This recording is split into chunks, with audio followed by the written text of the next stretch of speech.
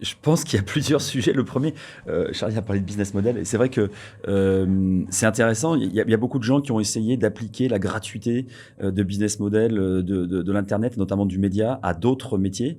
Il y avait un switch assez évident dans les premières vagues internet sur Tout gratuit.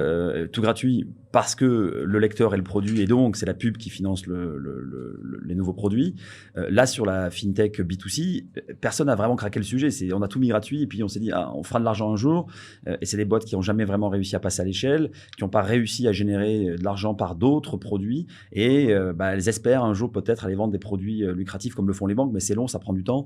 Et c'est sûr que quand tu commences avec des 15-20 ans, avant qu'ils te fassent un emprunt pour une baraque ou pour une bagnole, il faut attendre un très long moment. Et donc, il faut avoir la capacité et les reins suffisamment solides pour tenir ces utilisateurs pendant des années, des années, des années, tout en s'exposant à un moment je veux changer, et à un moment quand je vais faire mes études, blam, j'ai besoin d'un emprunt, et donc là quand je fais un prêt, on m'explique, madame un tel, monsieur un tel, transférez vos flux chez moi, merci, au revoir, et donc les 4 ans que tu as fait avec ton client, tu le perds. Et ça c'est compliqué, c'est pour ça que les banques traditionnelles qui ont l'air très solides, elles peuvent financer à fond perdu. Et toi, tu as investi dans des modèles freemium de fintech? Écoute, j'en ai quasiment pas fait en fait. Donc là-dessus, je suis assez safe. La chose la plus proche qu'on ait faite, c'est Curve.